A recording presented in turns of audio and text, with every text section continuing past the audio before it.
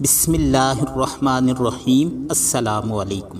سیدنا معاویہ رضی اللہ عنہ کے بعد جب یزید تخت نشین ہوا تو یزید نے بیعت کے لیے سب کو خط لکھے اور مدینہ کا گورنر ولید ابن عتبہ بن ابی سفیان تھا۔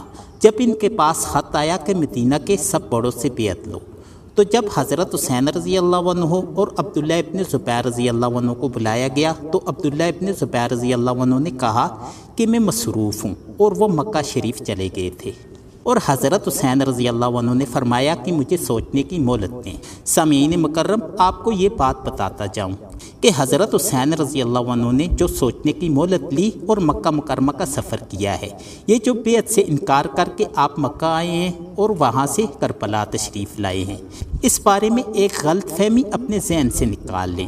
آج یہ غلط فہمی پیدا کی گئی ہے کہ حضرت حسین رضی اللہ عنہ کا یہاں سے نکلنا یزید سے لڑائی کے لیے تھا، یہ جہاد کے لیے تھا، حالانکہ ایسی بات نہیں۔ اگر یہ سفر جہاد کے لیے تھا تو حضرت حسین رضی اللہ عنہ اپنی بیوی بچوں کو ساتھ کیوں لے کر گئے؟ اپنی گھر کی خواتین کو ساتھ کیوں لے کر گئے؟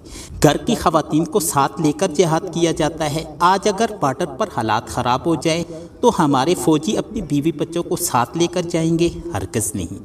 حضرت حسین رضی اللہ عنہ کا موقف یہ تھا کہ یزید خلافت کا اہل نہیں ہے۔ حضرت حسین رضی اللہ عنہ اس لیے نکلے تھے کہ یزید کے معاملہ کو دیکھا جائے اور جو لوگ بیعت کر رہے ہیں ان کو روکا جائے تاکہ اس کی خلافت منعقد نہ ہو سکے۔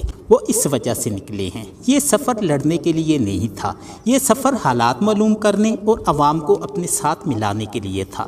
یہ اور بات ہے کہ ظالموں نے ظلم کیا ہے، ورنہ حسین ابن علی رضی اللہ عنہ نکلتے تو حسین حیدر کا بیٹا ہے، کوئی بزدل نہیں ہے، بہادر کا بیٹا ہے، نہ ڈر اور دلیر ہے۔ وہ شام کا رخ کرتا اور یزید کے ساتھ دو دو ہاتھ کر دیتا۔ حضرت حسین رضی اللہ عنہ مدینہ سے مکہ مکرمہ آئے اور وہاں جا کر حالات دیکھے اور معلوم ہوا کہ مجھے کوفہ والوں نے خط لکھے ہیں اور خطوط کے ڈھیر آئے ہوئے ہیں، لہٰذا مجھے ان کے پاس جانا چاہیے۔ اگر یہ میری بات سے رائے ہدایت پر آتے ہیں تو اس سے بہتر کیا ہے؟ حضرت حسین رضی اللہ عنہ کو صحابہ کرام مشورہ دیتے ہیں۔ ان میں حضرت عبداللہ ابن عمر رضی اللہ عنہ، حضرت عبداللہ ابن عباس رضی اللہ عنہ اور حضرت عبداللہ ابن زبیر رضی اللہ عنہ بھی شامل تھے۔ آپ کو یہ مشورہ دیا گیا کہ آپ ایسے حالات میں وہاں نہ جائیں، اس طرح سے وہاں جانا آپ کے لیے صحیح نہیں، کیونکہ یہ لوگ وعدہ کے پکے نہیں ہیں۔ آپ کو ان کے پاس نہیں جانا چاہیے، یہ آپ کے ساتھ دھوکہ کریں گے۔ حضرت حسین رضی اللہ عنہ نے فرمایا کہ میرے پاس اتنے خطوط آئے ہیں، اب انکار کی گنجائش کیا؟ ان بزرگوں کے اصرار پر حضرت حسین رضی اللہ عنہ نے فرمایا کہ چلو میں نہیں جاتا، میں پہلے وہاں اپنے چچا زاد مسلم بن عقیل رضی اللہ عنہ کو بھیجتا ہوں، وہ وہاں پر دیکھیں گے کہ حالات کیسے ہیں۔ اگر حالات موافق ہوئے تو میں چلا جاؤں گا، ورنہ نہیں۔ جب مسلم بن عقیل وہاں پہنچتے ہیں تو اس وقت تک کوفہ والے بے ایمان نہیں ہوئے تھے، اس وقت تک یہ وعدہ خلاف نہیں ہوئے تھے، اس وقت تک یہ بے وفا نہیں ہوئے تھے۔ انہوں نے مسلم بن عقیل کے ہاتھ پر بیعت کر کے باقاعدہ یقین دلایا اور جوابی خط آیا تو حضرت حسین رضی اللہ عنہ نے سب انکار کرنے والوں کو وہ خط دکھایا کہ اب کوئی انکار کی گنجائش بچی ہے تو سب متفق ہو گئے۔ حضرت حسین رضی اللہ عنہ کا سفر شروع ہوتا ہے۔ جب حضرت حسین رضی اللہ عنہ سفر شروع کرتے ہیں تو عین اسی وقت کوفے کا گورنر تبدیل کر دیا جاتا ہے۔ سیدنا نعمان ابن بشیر رضی اللہ عنہ جو صحابی تھے، یزید نے خیانت کرتے ہوئے انہیں ہٹایا، ان کی جگہ عبید اللہ بن زیاد ظالم کو مقرر کیا۔ تو ابن زیاد کا ظلم بہت مشہور تھا۔ کوفہ والوں نے ابن زیاد کے ڈر سے مسلم بن عقیل کے ہاتھ پر کی ہوئی بیعت توڑ ڈالی۔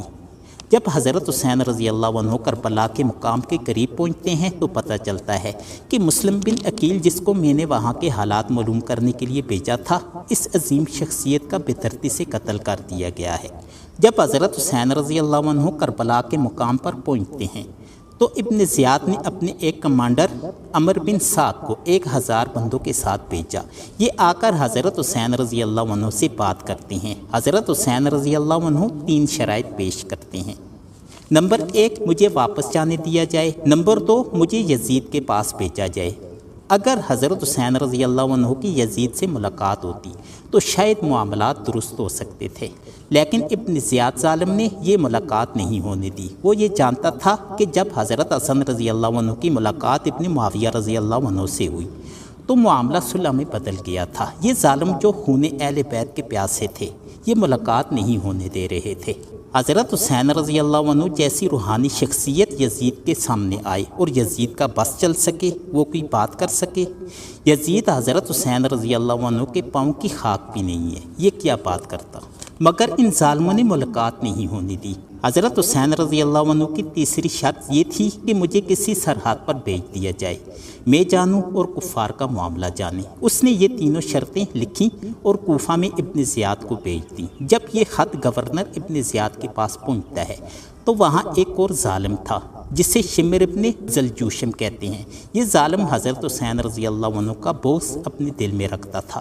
اس ظالم نے گورنر کو مشورہ دیا کہ انہیں کسی بھی صورت چھوڑنا نہیں، اگر یہ آج یہاں سے چلا گیا تو معاملات بہت خراب ہو جائیں گے، اس کو کہو کہ میرے ہاتھ پر بیعت کرے۔ ابن زیاد کا کہا، کتنی گھٹیا شرط ہے یہ، ان کا حکمران یزید بھی حضرت حسین رضی اللہ عنہ کے پائے کا نہیں ہے، اور حکمران کا گورنر حضرت حسین رضی اللہ عنہ کی بیعت لے، یہ مقام غیرت ہے جس موقع پر حضرت حسین رضی اللہ عنہ نے انکار کیا ہے، اور ان کو انکار کرنا بھی چاہیے تھا۔ حضرت حسین رضی اللہ عنہ نے صاف انکار کر دیا کہ میں ایسا نہیں کر سکتا، آپ میری یزید سے ملاقات کراؤ، میں وہاں بات کر لیتا ہوں۔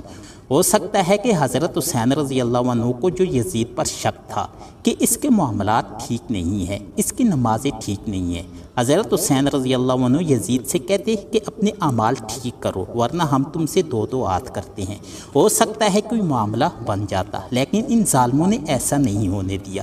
شمر نے گورنر ابن زیاد سے کہا کہ عمر بن سعد جس کو آپ نے لشکر دے کر بھیجا ہے وہ تو حسین رضی اللہ عنہ کے ساتھ مل گیا ہے، اس بندہ کو ہٹا دو اور مجھے بھیج دو۔ ابن زیاد نے شمر کو 2000 بندے دے کر بھیجا اور عمر بن سعد رضی اللہ عنہ سے کہا کہ حسین رضی اللہ عنہ کے ساتھ بیعت کے سلسلہ میں سختی کرو ورنہ ہم تیری گردن اڑا دیں گے۔ اب جو پہلے کمانڈر آیا ہوا تھا اسے اپنی جان کے لالے پڑ گئے کہ اب میری نوکری بھی جائے گی اور جان بھی۔ اس موقع پر ان بدبختوں نے مل کر حضرت حسین رضی اللہ عنہ کے ساتھ مقابلہ کیا۔ اس موقع پر جب انہوں نے ظلم و تشدد کیا تو انہی میں سے ایک حر نامی آدمی تھا، حر ابن یزید۔ یہ یزید اور ہے، وہ والا یزید نہیں ہے۔ اس حر نے اس موقع پر اپنے لشکر والوں سے کہا کہ اے لانتیو، تمہیں پتہ نہیں ہے کہ یہ بندہ کون ہے؟ یہ وہ ہے جس کو رسول اللہ صلی اللہ علیہ وآلہ وسلم نے جنتیوں کا سردار کہا ہے، اور تم جنت کے طلبگار بنے بیٹھے ہو۔ تم جنت میں اس کے بغیر کیسے جا سکتے ہو؟ تمہیں اتنی حیا نہیں آتی ہے کہ اس کی زبان رسول اللہ صلی اللہ علیہ وآلہ وسلم نے چوسی ہے، اسے رسول اللہ صلی اللہ علیہ وآلہ وسلم نے پہلی گٹی دی ہے، یہ فاطمہ کی نسل ہے، یہ حیدر ابن ابی طالب کا فرزند ہے، اس کا رتبہ اور اس کی فضیلت تم نہیں جانتے؟ اس کی کتنی اچھے شرطیں تھیں، تم مان لیتے، تم نے آگے سے ہٹ درمی شروع کر دی ہے۔ اس موقع پر حر کی غیرت جاگی اور اس نے وہاں سے گھوڑے کو ایڑ لگائی اور حسینی قافلے میں شامل ہو گیا، اور وہ بندہ جب تک حضرت حسین رضی اللہ عنہ کی حمایت میں شہید نہیں ہوا وہ واپس نہیں گیا۔ شہادت کے بعد اس کو قبرستان لے جایا گیا۔ اس جگہ جو جنگ ہوئی اس میں سراسر جن لوگوں کا ہاتھ ہے وہ کوفی ہیں، ظالم ابن زیاد ہے، شمر ہے۔ ان لوگوں نے معاملہ کو خراب کیا اور بات بننے نہ دی۔ حضرت حسین رضی اللہ عنہ کی شہادت کے بعد ظلم دیکھے، جب حضرت حسین رضی اللہ عنہ کا سر مبارک ابن زیاد کے دربار میں رکھا گیا تو وہ لاٹھی سے اشارے کر کے ہونٹوں پر مار رہا تھا، تو اس وقت ایک بوڑھے صحابی زید ابن ارقم وہاں بیٹھے ہوئے تھے۔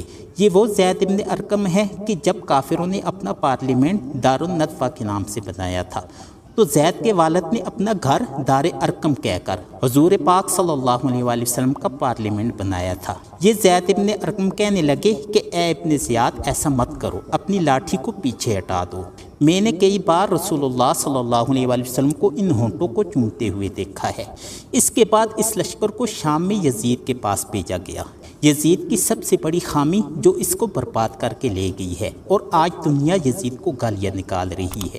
اس کی بڑی وجہ یہ ہے کہ جب اس کو قتل حسین کی خبر ملتی ہے تو اس کو چاہیے تھا کہ یہ ان قاتلین کے سر قلم کرتا، یہ حضرت حسین رضی اللہ عنہ کے خون کا بدلہ لیتا۔ ان سب کے خونوں سے حضرت حسین رضی اللہ عنہ کا پسینہ افضل تھا، لیکن اس نے ایسا نہیں کیا، اور لان تان کر کے بات کو ختم کر دیا۔ اس سے سمجھ آتا ہے کہ اس کے معاملات خراب ہیں۔ حالانکہ جب حضرت زینب رضی اللہ عنہا یزید کے دربار میں جا کر یزید کی بیوی سے ملتی ہیں تو یزید کی بیوی کی چیخیں اور آہیں لوگ سنتے ہیں، بلکہ یزید کی بیوی اپنے سر پر دوپٹہ ڈالنا بھول گئی اور یزید کے دربار میں آ کر کہتی ہے کہ یہ کیا قیامت برپا کر دی ہے تم نے۔ اس موقع پر یزید نے اپنی چادر بیوی کے سر پر رکھی اور کہا کہ تو جا گھر کو، ہم معاملہ سنبھال لیں گے، لیکن کوئی معاملہ نہیں سنبھالا ان لوگوں نے۔ یہ کام ابن زیاد لعنتی نے کیا ہے اور اس کا ایسا حشر ہوا ہے کہ وہ یاد رکھے گا۔ یہ مختار ثقفی کے ہاتھوں قتل ہوا ہے۔ اس کا سر اسی جگہ جس جگہ اس نے حضرت حسین رضی اللہ عنہ کا سر رکھ کر لاٹھی ماری تھی، اسی گورنر ہاؤس میں مختار ثقفی کے سامنے اس ابن زیاد کا سر رکھا گیا۔ اس کی لاش کے اوپر مختار ثقفی نے باولی کتے چھوڑے تھے اور باولی کتوں سے اس کا گوشت نچوایا۔ یہ ظالم بچے نہیں ہیں، یہ سب کے سب عبرت کا نشان بنے ہیں، اور اس موقع پر حضرت زینب رضی اللہ عنہا نے ان ظالموں کے خلاف دعا کی ہے۔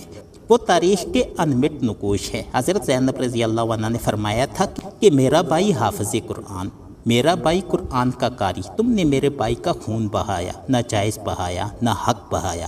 رب تعالیٰ تمہیں قرآن نصیب نہ کرے، بلکہ رب تمہیں ذلیل بنا کر دنیا میں پیش کرے۔ وہ وقت اور یہ وقت قاتلین کو قرآن کی دولت نہیں نصیب ہوئی۔ نہ قاتلین حسین میں کوئی قاری ہے اور نہ قاتلین حسین میں کوئی حافظ ہے۔ یہ اس سیدہ کی بد دعا ہے کہ میرا حافظ تم نے مارا ہے، تمہارا کوئی حافظ نہ ہو۔ میرا قاری قرآن تم نے شہید کیا ہے، تمہارا قرآن کے ساتھ کوئی واسطہ نہ ہو۔ اور ایسا ہی ہوا ہے۔ آج ان کے نام کسی کو بتائے جائیں تو کوئی بھی نہیں جانتا۔ اور حسین کل بھی زندہ باد تھا اور حسین آج بھی زندہ باد ہے۔ سامعین مکرم، مجھے امید ہے کہ آپ کو یہ ویڈیو پسند آئی ہوگی۔ اگر آپ کو یہ ویڈیو پسند آئی ہو تو ویڈیو کو لائک کر کے زیادہ سے زیادہ اپنے دوستوں احباب وغیرہ سے شیئر کریں تاکہ زیادہ سے زیادہ لوگ اس سے مستفید ہو سکیں اور ہم سب کے لیے صدقہ جاریہ بن سکے۔ اب اگلی کسی ویڈیو کے ساتھ آپ کی خدمت میں پھر حاضر ہوں گا، تب تک کے لیے اللہ حافظ۔